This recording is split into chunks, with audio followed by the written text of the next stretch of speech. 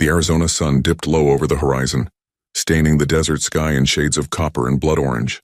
Heat shimmered on the mesas, and the air held that peculiar stillness that comes when the day is almost spent, but not yet surrendered to night.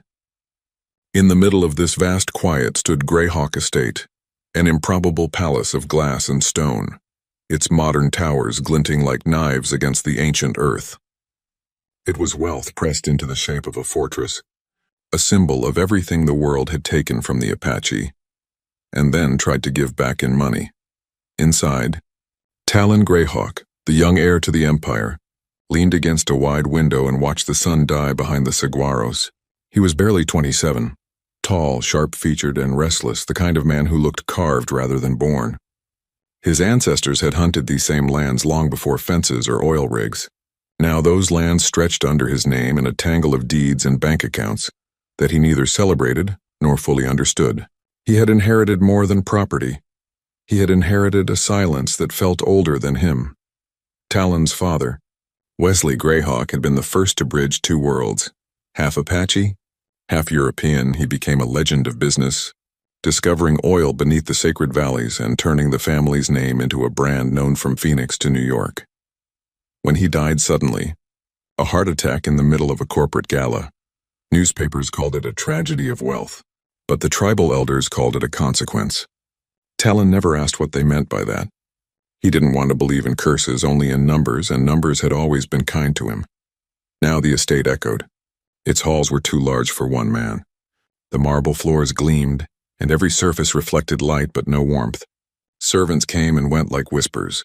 Few spoke to him for long. He wasn't cruel, but he wasn't approachable either. The young heir had a way of keeping distance even when he smiled, a defense he didn't know he wore. He had been educated in Boston, refined in London, but when he returned to the desert, he felt both master and stranger. Every night he would walk the veranda and look out across the Black Hills where coyote howls rose like broken hymns. The desert should have comforted him. It was his blood, his belonging, but instead it felt like a reminder of something forgotten. Among the heirlooms in the main hall stood the ancestral dagger, a blade of obsidian and silver, mounted in glass. Its handle bore turquoise inlays and carvings of eagles and flames. According to legend, it had belonged to Talon's great-grandfather, a warrior who had vowed that the family's prosperity would last only as long as the dagger stayed on sacred ground. Yet the dagger now rested inside a glass case, locked within a mansion built on money and steel, far from the soil it once touched. Talon often looked at it while passing, a strange unease stirring in his stomach, though he laughed off such superstitions whenever the thought tried to form words. Visitors came rarely. Business associates phoned him, investors courted him, but few dared to visit Greyhawk Estate. The isolation suited him, at least he told himself it did. In truth, the silence had begun to press too heavily against his mind.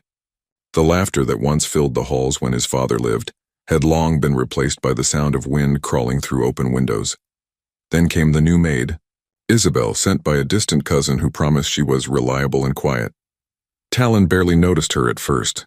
She arrived one morning in a plain dress and soft shoes, carrying nothing but a small duffel bag and an air of humility. She worked silently, polishing the furniture, sweeping the sand that drifted in through the cracks, never meeting his gaze for long. But there was something about the way she moved through the house, careful, almost reverent, that unsettled him. Sometimes, when she thought herself alone, she would pause near the glass case and whisper something under her breath. Talon once caught the faint murmur of a word in Apache, a language he barely remembered but still recognized in rhythm. It was the sound of prayer. He didn't confront her, not yet.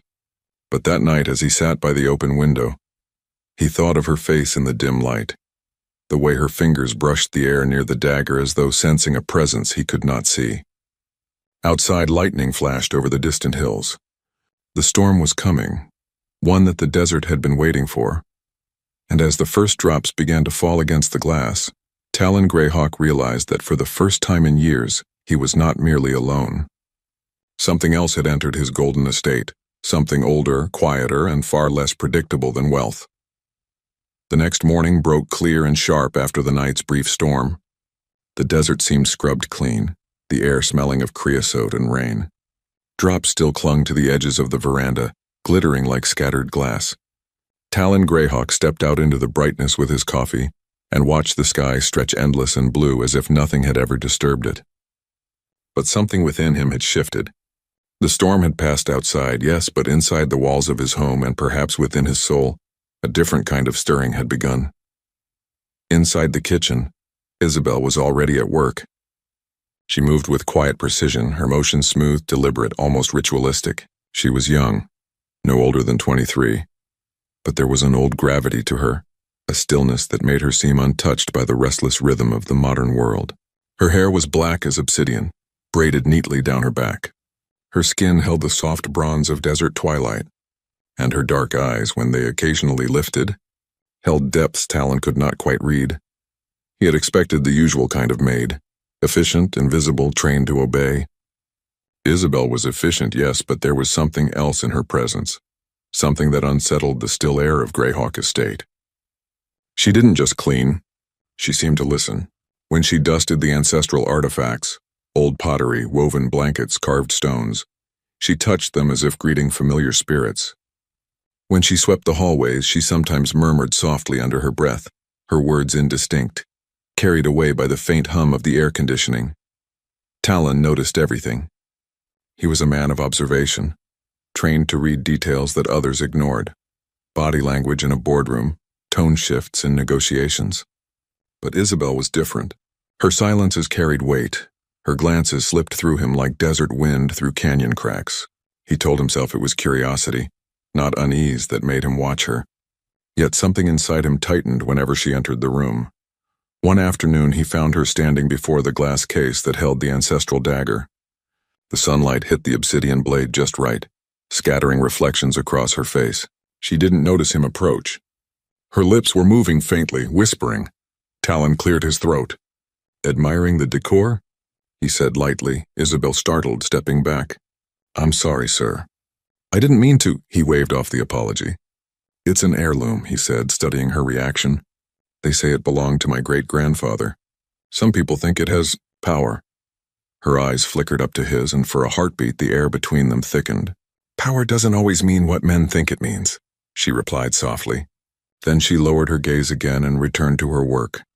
That sentence lingered with him for hours afterward. Power doesn't always mean what men think it means. It was such a simple phrase, but it carried weight, like something spoken by the elders he used to visit as a boy, before his father's empire swallowed tradition whole. He tried to brush it off, but her words clung to the edges of his thoughts, growing roots in his mind. Days passed. Isabel's quiet presence filled the mansion, smoothing over its hollow echoes. The other servants, few as they were, spoke kindly of her. "She's got a healing touch," the cook said once. "The kind of calm that makes even bad days easy." But Talon noticed details others missed. How Isabel always avoided stepping directly in front of the dagger's case. How she sometimes lingered near the open windows when the wind carried the scent of sage. How her eyes clouded when he mentioned his father's name. One night, Talon was working late in his study when he heard faint footsteps outside the door. He looked up, expecting one of the staff, but the corridor was empty. Only the flicker of candlelight near the hall's end and the soft echo of distant humming met his ears. A woman's voice, low and mournful, sang words in Apache that he only half remembered from childhood. A song of protection, or perhaps warning. He rose quietly, stepping into the hall. But by the time he reached the sound's source, Isabel was gone. The only sign she'd been there was the faint curl of smoke from a smudge of sage still burning in a dish near the base of the dagger's case. When he confronted her the next morning, she met his gaze with surprising steadiness. "The house felt heavy," she said simply. "It needed cleansing." "Cleansing?" he repeated, unable to hide a hint of mockery. "You mean with smoke and old words?" Her eyes didn't waver. Sometimes old words remember what new ones forget. For a moment, neither spoke. The silence stretched, taut and electric. Then Talon turned away, pretending to dismiss her answer, but deep down, something inside him trembled. The desert outside was dry again, calm and golden. But within Greyhawk Estate, invisible winds were beginning to stir. The desert had entered its quiet season, when the sun baked the land to silence and even the winds seemed too weary to move. Days stretched long and empty across Greyhawk Estate, and Talon found himself becoming more restless than ever. He had begun to notice things, small, fleeting, impossible things, that gnawed at the edges of reason. It started with sounds. At first faint, like the echo of drums carried on a distant wind. They came just before dawn, when the light was still thin and the air felt alive with invisible movement. The rhythm was slow, steady, too deliberate to be the groan of the old pipes or the hum of the generators. He would rise from bed and stand by the window, scanning the dark desert beyond the estate walls, but there was never anyone there, only the outline of the mesas and the shifting silver of moonlit sand. Then came the scent. One evening, while reviewing reports in his father's old study, Talon caught a sudden whiff of sage smoke, dry, sharp, unmistakable. It drifted in through the half-open door, curling like a ghost through the room. He followed it into the hall, down the stairs, all the way to the display where the ancestral dagger rested. And there, faintly glowing in the dim light, was a small clay bowl, still warm, filled with the ashes of burned sage. He turned sharply when he heard soft footsteps behind him. "Isabel," he said, voice low, "what is this?" She froze in the doorway, her hands clasped tightly before her. "It's only sage, sir. For cleansing. I didn't ask for any cleansing." His tone came out sharper than he intended. "You think this house is haunted, is that it?" Her gaze dropped. "Not haunted," she murmured. "Remembered." He wanted to demand an explanation, but something about the way she said it, quiet, almost sorrowful, made him hesitate. Instead, he dismissed her with a stiff nod, though unease coiled in his gut like smoke. From that night on, the house began to change. Lights flickered for no reason. Doors that he was sure he had locked stood slightly ajar. He would leave a room for minutes, return, and find small things moved. An open window where there had been none, a picture frame turned slightly askew, a feather lying where no bird could have entered. It wasn't fear that gripped him. It was control slipping through his fingers. Talon Greyhawk was a man who believed everything could be explained. Profit margins, weather patterns, even people. But this was different. This was the feeling of something watching him, something that breathed beneath the surface of the world he thought he owned. One evening, he sat in the library with the dagger case glowing faintly in the lamplight. He told himself to stop imagining things, that stress and solitude were clouding his mind. Still, when the light flickered again, he saw for just an instant what looked like a handprint, pressed faintly against the glass from the inside. He staggered back, heart thudding, but the mark was gone as quickly as it had appeared. The next morning, he caught Isabel polishing the shelves near the case. "Do you come here at night?" he demanded suddenly. She blinked, startled. "No, sir, don't lie to me. I heard voices, drums, even chanting. You think I don't notice?" Her expression changed then, fear, not guilt, flashing across her face. "You shouldn't listen to the drums," she whispered. "They're not for you," he froze. "What does that mean?" But Isabel only bowed her head, clutching the edge of her apron. "Please, Mr. Greyhawk, let the land rest, let the land rest." The phrase echoed in his mind long after she left. It sounded like something his grandfather used to say before his father fenced off the sacred lands for oil drilling. Talon had thought those were just old words, superstition, folklore. But now, standing in the cold gleam of his father's empire, they began to sound like a warning. That night, the sounds came again. Louder this time, drums and voices speaking in Apache, though he could only catch fragments. Spirit, protector, blood. He sat up in bed, sweat chilling his skin, and for a moment he thought he saw a shadow move past the doorway, a shape slight and human, Isabel's shape. He rose quietly, his pulse hammering, and made a decision. He would find out the truth himself. Tomorrow night, he decided, he would pretend to sleep, and whatever the maid was hiding, whatever old secret whispered through the halls of Greyhawk Estate, he would be there to witness it. The decision settled on Talon Greyhawk's mind like dust. Quiet at first, but impossible to ignore once it had taken hold. He could no longer dismiss the strange occurrences as tricks of light or overwork. Something was happening inside Greyhawk Estate, something Isabel knew more about than she was willing to admit. And so, as the sun rose over the desert the next morning, Talon began his plan. He spent the day pretending everything was normal, drinking his coffee, reading the financial reports from his lawyers, walking the length of the veranda as though his mind were fixed on markets and oil. But beneath the calm exterior, every nerve in him buzzed with anticipation. He watched Isabel closely without making it obvious. She worked as she always did, her movements graceful, unhurried, yet now every gesture seemed deliberate, almost coded. The way she touched the windowsills with the tips of her fingers, the faint whispers she spoke when dusting near the dagger's case, the careful avoidance of mirrors after sunset. It wasn't fear he saw in her, it was duty. That realization unsettled him more than anything. Fear could be manipulated. Duty could not. At lunch, he tried conversation. "You've been here 3 weeks now," he said casually. "Do you find the estate to your liking?" Isabel nodded, eyes on the floor. "It's very beautiful, sir. But lonely. He smiled faintly. "You think a man with this much land could ever be lonely?" She hesitated, then looked up just long enough to meet his gaze. "Sometimes the land is what makes a man lonely," she said softly. "It remembers what was taken." Talon said nothing. Her words pierced deeper than he expected. He almost asked her what she meant, but stopped himself. Better to keep her unaware of his growing suspicion. Better to let her believe he was still the ignorant heir who slept soundly every night. So that night, he prepared. He waited until the household had gone still. The cooks retired. The gardeners long since vanished into their quarters at the far end of the property. The air outside shimmered with heat even after dark, heavy with the scent of dry earth and juniper. He turned off the lights in his room, leaving only a single candle burning near the window. On the table beside his bed lay the ancestral dagger, freshly polished, its obsidian blade drinking in the flicker of flame. He positioned himself carefully on the bed, pulling the sheet to his chest, breathing slow and deep. Every muscle screamed to stay tense, but he forced his body to relax. He had to look convincingly asleep. Minutes passed, then hours. The candle guttered low. The house seemed to breathe around him, the distant creak of timber, the sigh of the wind against the walls. He could hear the faint ticking of the grandfather clock downstairs, counting time like a heartbeat. And then, footsteps. Soft, careful, deliberate. Not the hurried steps of a servant working late, but the kind that belonged to someone who didn't want to be heard. Talon's pulse quickened.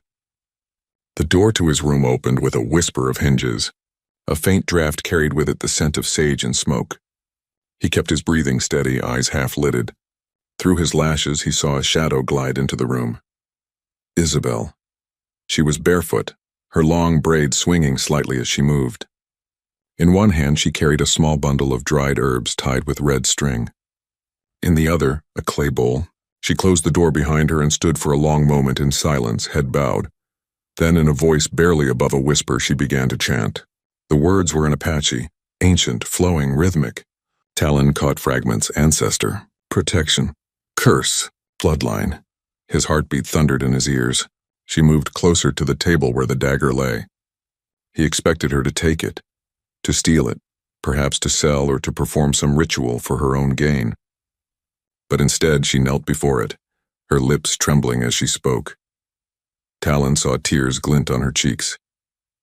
Isabel pressed a hand to her heart, and then reached toward the dagger, not to touch it, but to hover her fingers above it as though feeling heat radiate from the blade. The air around her seemed to thicken. The candle flame quivered though there was no breeze.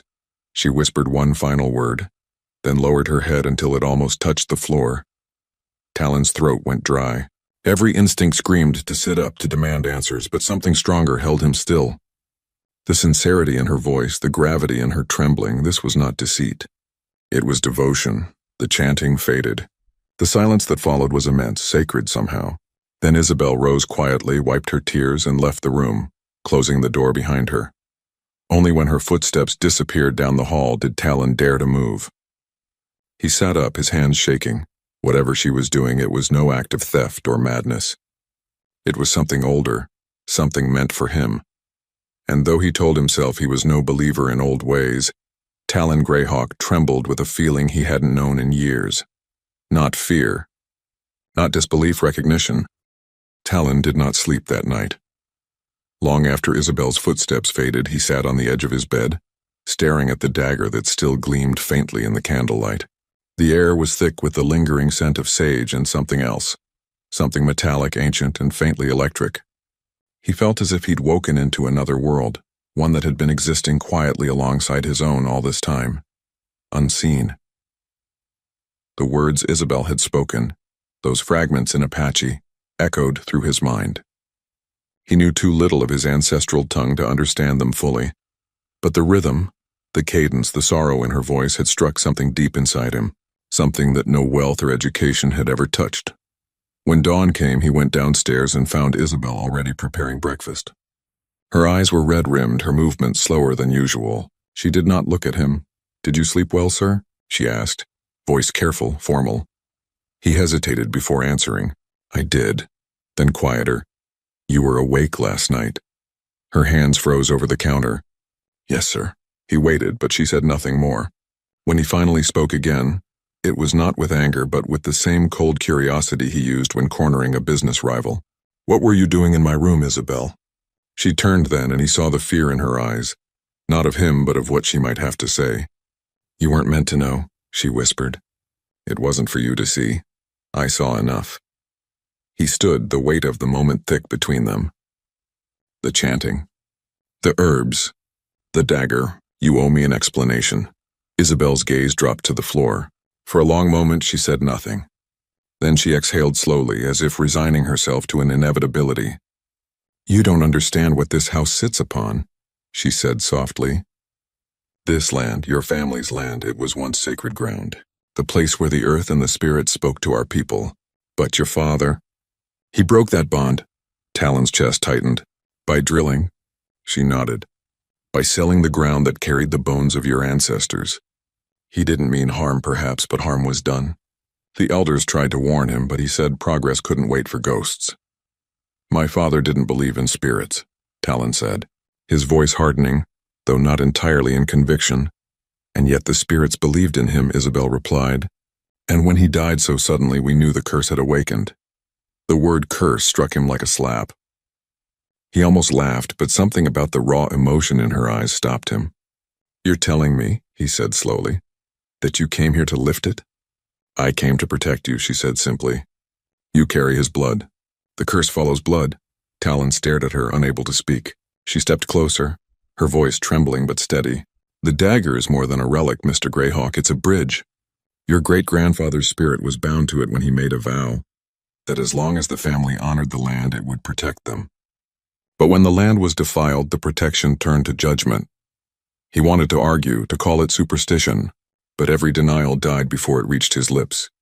The memories were too sharp. His father's sudden death, the inexplicable fires that had burned near the oil wells afterward, the way his own dreams had lately filled with drums and whispers. "So the rituals," he murmured. "They're not meant to summon anything, but to hold something back." "Yes," she said, almost pleading. "To keep it asleep." Talon sank into a chair, his hands trembling. He remembered the warmth he had felt when she chanted, the strange stillness in the air, as though the entire desert had paused to listen. "And last night?" he asked. "What were you saying then?" Her eyes filled with tears. "I was asking your ancestors to forgive you, to forgive us all. The balance is fragile, Mr. Greyhawk. You live on borrowed peace." Outside, a gust of wind struck the window, rattling it in its frame. Both of them flinched. The candle on the table flickered and went out. For a long time, neither spoke. Finally, Isabel whispered, "If the dagger ever leaves this house, the protection ends." Talon looked toward the hallway, where the display case shimmered faintly in the dim morning light. "And if it stays?" he asked. She met his gaze with a quiet certainty. "Then the house will remain watched. Not by me, by them." He didn't ask who they were. He didn't have to. Somewhere deep inside, beneath layers of skepticism and privilege, a part of him already knew. That night when Talon lay in bed, the silence felt different. Not empty, but alive. Somewhere beyond the thin walls of the estate, the desert whispered, and for the first time, he understood that it wasn't the wind that carried those whispers. It was memory, and memory never truly slept. The following days moved like ghosts through Greyhawk Estate. The air itself seemed heavier, laden with secrets that now refused to stay buried. Talon went through the motions of daily life. Calls with lawyers, meetings postponed, emails ignored. But the world beyond the desert had begun to feel distant, meaningless. Everything that mattered was happening here within these walls, between him and the quiet woman who walked them like a shadow. He had demanded explanations, and Isabel had given him one that shattered everything he thought he knew. But explanations weren't enough anymore. He needed proof. Not the kind he could measure in reports or signatures, but something real. Something that could bridge the vast canyon between belief and doubt. On the third night after the ritual, the storm returned. It began as a low rumble across the horizon, rolling closer until the sky split with flashes of silver. The desert welcomed the rain in wild bursts. Thunder shook the foundations of the house. Talon sat by the window, the dagger resting on the table beside him, glinting whenever lightning struck. He hadn't placed it back in its case. Somehow it felt wrong to imprison it again. Downstairs the lights flickered. The house groaned with the weight of the wind. Talon rose, drawn by something he couldn't name, and found himself walking toward the hall where the family portraits hung. The air smelled faintly of sage and wet sand. He stopped before the largest portrait, his father, Wesley Greyhawk, painted in his prime, proud and confident, one hand resting on a polished desk, the other holding the deed to the land. Lightning flashed again, and in that instant, for just a breath, Talon saw movement in the painting. His father's eyes seemed to glimmer, alive, aware. He stumbled back, heart pounding. The lights flickered again, then died completely. The house plunged into darkness, and then came the voice. Low, faint, carried through the hall like a sigh. Talon, he turned sharply. Who's there? Another flash of lightning, and in its white blaze stood Isabel, her hair loosened by the wind that had crept through a cracked window. She held the dagger's empty case in her hands, her eyes wide but calm. You shouldn't carry it during the storm, she said. It's calling now. He clenched his jaw. Calling what? Before she could answer, another voice joined them. Not human, not entirely.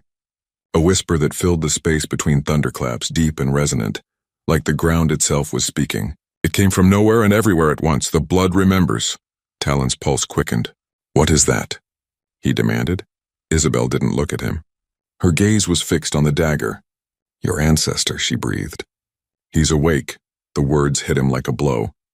The storm seemed to roar in agreement, shaking the windows until one shattered outward. Wind swept into the hallway, carrying with it the sharp scent of rain and earth. The candle flames flickered wildly, casting long, twisting shadows along the walls. And in one of those shadows, tall, broad-shouldered, wrapped in the indistinct blur of spirit and smoke, stood a man. Talon froze. He knew that figure. He'd seen it in old photographs and portraits lining the estate's walls. The same sharp features, the same solemn eyes. His great-grandfather, the warrior who had first claimed this land for their people, and whose vow had bound it to their bloodline. The figure stepped closer, its presence cold and powerful, yet not menacing, at least not entirely. When it spoke, the words rolled through Talon's chest rather than his ears. You have forgotten the promise. Talon felt his throat tighten. What promise? The land protects those who honor it, the spirit said. But your father traded its breath for fire, its life for oil. The spirit's gaze shifted to Isabel, and now she carries what you would not, the memory of our covenant. Talon turned to Isabel, shaken. You knew this all along. She nodded, tears spilling down her cheeks. Your father's death was the first warning. I came because the elders feared you would be next. I was sent to keep the balance, to beg your ancestors for mercy. The spirit extended a spectral hand toward Talon. The air pulsed, charged with energy. The bloodline stands on the edge, it said. You must choose. Continue his path and the curse will finish what it began. Restore what was taken and peace will return. Talon's breath came ragged. Restore how? The oil's gone, the land's been bought. How am I supposed to fix what was broken? The spirit's eyes glowed brighter. You cannot buy redemption. You must return what was stolen. Faith, not fortune. And with that the figure began to fade, its form dissolving into mist. The thunder outside softened to a distant rumble. The storm was passing, but its echo lingered in the walls and in Talon's bones. When it was over, Isabel sank to her knees, trembling. He heard you, she whispered. That means there's still hope. Talon stood frozen, the dagger heavy in his hand. He didn't know if what he'd seen was real or madness, but it didn't matter anymore. Something within him had shifted, something ancient, painful, and unyielding. He looked out the shattered window at the rainwash. When the storm finally died, the desert fell into a silence so deep it seemed unnatural. like the world was holding its breath. The first thin rays of dawn spread across the drenched earth, turning every drop of water into shards of glass. The world outside was reborn, glistening and still. Inside Greyhawk Estate, however, the air remained thick with what had been seen, said, and summoned. Talon Greyhawk stood motionless in the hall, the dagger heavy in his hand, its blade now dull and dark, as though it too had gone through the storm. Isabel knelt nearby, her eyes closed, whispering prayers he could not understand. The shattered window let in the scent of wet sagebrush, and for the first time, Talon didn't want to shut it out. He was trembling, not from fear but from realization. His whole life, he had been told that power was a matter of possession. Own more, build more, control more. But in that brief encounter with his ancestor's spirit, he had seen what his father never understood. Some things do not belong to you, even if they bear your name. The estate, the land, the wealth. It was all built on something sacred that had been severed. The very soil that fed his empire had bled for it. He looked down at Isabel, her lips still moving, her face streaked with tears and ash. He spoke to me, Talon whispered, almost afraid of hearing his own voice. He said I had to return what was stolen. Isabel opened her eyes, their depth calm now certain. Then you heard him clearly. That's more than most ever do. He shook his head slowly. How can I return something that can't be measured? I can't undo what's been built. You can honor what still lives beneath it, she said softly. The land isn't asking for your money, Talon. It's asking for your respect. Her words settled into him like water seeping into cracked ground. He walked to the nearest window and stared out at the vast stretch of his property. The oil wells, the storage tanks, the endless fences. All the things that had once made him proud now looked foreign, alien, as if they belonged to someone else. A faint breeze moved through the open hall, carrying with it the scent of rain and soil. For the first time in his life, he felt it not as weather but as breath. Tell me, he said after a long silence. What must I do? Isabel rose slowly. You must let the land breathe again. Remove what binds it, what poisons it. Your father's wells still pump near the canyon, where the sacred stones lie buried. Shut them down. Let the earth rest. He stared at her, startled by the enormity of it. Do you have any idea how much that would cost? How many contracts? How much of the company? Do you? She interrupted gently. Do you know what it costs to live under a curse? You've felt it already, haven't you? The sleeplessness, the unrest, the way the walls listen. He did not answer, but the tremor in his hand spoke for him. She stepped closer, her voice lowering to a near whisper. It's not about losing wealth. It's about finding your soul before it's too late. For a long time, Talon said nothing. The house creaked faintly around them as if listening. Finally, he placed the dagger carefully on the table, its edge glinting faintly in the gray light of morning. If I do this, he murmured, if I make it right, will the spirits forgive my father? Isabel's gaze softened. Forgiveness isn't something they give, Mr. Greyhawk. It's something they witness. When you act with truth, they see it. That is enough. Talon turned his eyes toward the distant horizon where the storm clouds were breaking apart. The land stretched endlessly beyond his estate walls, quiet, scarred, patient. It had waited generations for this moment. He felt a deep, shuddering breath escape him, a weight lifting one he hadn't realized he'd carried since childhood. He could almost hear the faint drums again, but this time they weren't warnings. They were steady, rhythmic, like a heartbeat finding its rhythm once more. When he finally spoke, his voice was steady. I'll do it. All of it. Isabel nodded, her shoulders sagging with relief. Then the spirits will rest. And so will you. He looked at her then, not as a servant, but as a keeper of something ancient, something real. She had walked into his life as a maid, but she stood before him now as a guardian, the last link between two worlds that had once been one. For the first time since inheriting Greyhawk Estate, Talon Greyhawk did not feel powerful. He felt alive, and that was infinitely greater. Outside, the wind shifted, soft and warm, carrying with it the scent of wet desert blooming under the sun, and the trembling that shook Talon Greyhawk's hands no longer came from fear. It came from awakening. The sun rose gently over the desert, painting the horizon with strokes of gold and crimson. The storm was gone, leaving behind a world washed clean, shimmering with promise. The land stretched endless and open before Greyhawk Estate, no longer harsh or hollow, but breathing, alive. Talon Greyhawk stood on the wide veranda, barefoot, his coffee cooling in his hand as he watched the light unfold across his father's empire. The desert wind touched his face like an old friend. It no longer carried whispers, it carried peace. Behind him, the mansion was quiet. The walls that had once seemed heavy with secrets now felt lighter, as if something ancient had been released. Isabel moved silently through the halls, tending to the morning with her usual grace. But even she was different. Her shoulders no longer burdened, her eyes no longer shadowed by worry. In the week that followed the storm, Talon had done what no one in his family would have dared. He called his lawyers, canceled contracts, and ordered the shutdown of every oil well operating within tribal land boundaries. There had been outrage, disbelief, panic, but his decision didn't waver. When the press demanded answers, he gave them none. When investors threatened lawsuits, he told them simply, "It's time to give the land back." Those words spread through the news like wildfire, turning him into both a villain and a legend. The Greyhawk Empire began to crumble, but for the first time in his life, Talon didn't see ruin. He saw restoration. He spent his days outside now, walking the land as his ancestors once had. He spoke with the tribal elders his father had ignored. Together they mapped out the process of returning the sacred canyon to its rightful guardians. Every signature, every relinquished deed felt like a prayer answered in ink and paper. At night, when the wind moved through the desert brush, it carried no drums, no whispers, only the soft hum of a land beginning to heal. Isabel remained by his side, though her duties had changed. She was no longer simply the maid of Greyhawk Estate. She had become its heart, its interpreter, its bridge between what was old and what was possible. Talon trusted her more than anyone. Sometimes they sat in the twilight together, saying nothing at all, just listening to the quiet pulse of the world around them.